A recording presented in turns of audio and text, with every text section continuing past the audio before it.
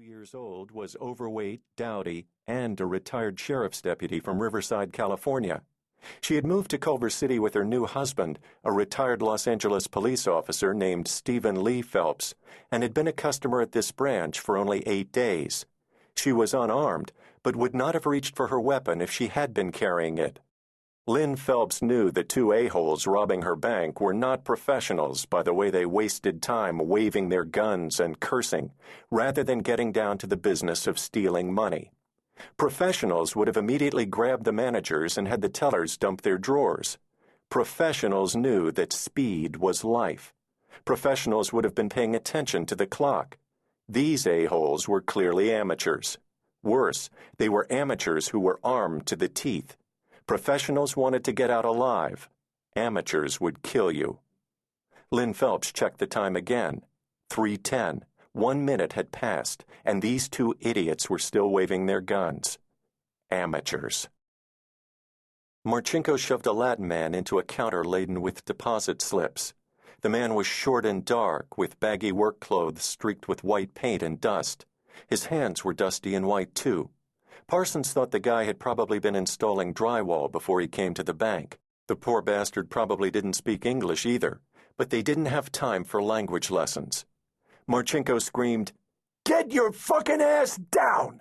With that, Marchenko butt-stroked the guy with his rifle. The man's head split, and he slumped onto the counter, but he didn't go down, so Marchenko hit him again, knocking him to the floor.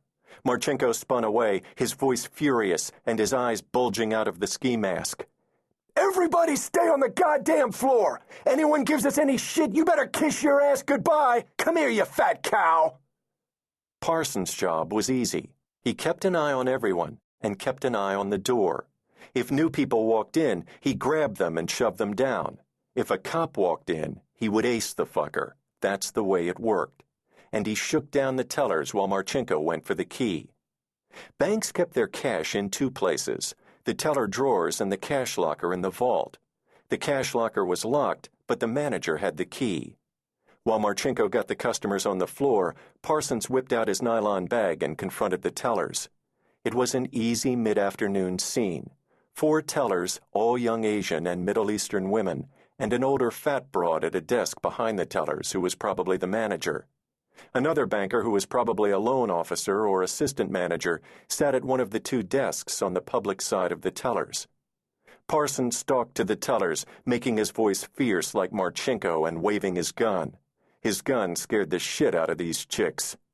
"Stand away from the counter! Step back, goddammit! Stand up! Don't get down, fucking bitch! Stand up!" One of the tellers, already crying, had dropped to her knees, the dumb bitch. Parsons leaned across the counter, jabbing his gun at her.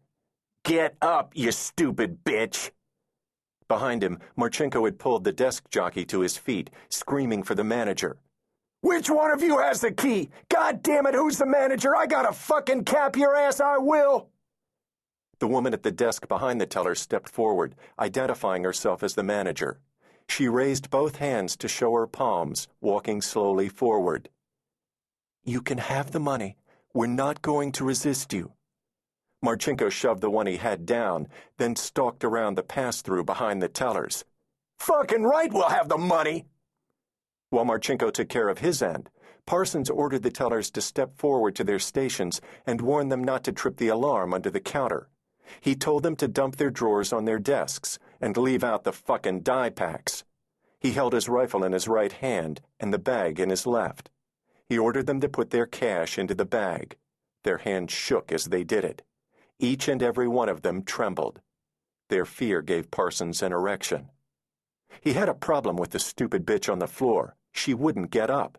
She didn't seem able to control her legs or even to hear his commands. He wanted to jump over the counter and beat the bitch silly until the next teller offered to empty her drawer. Parsons said, "Do it. Come over here and give me the money."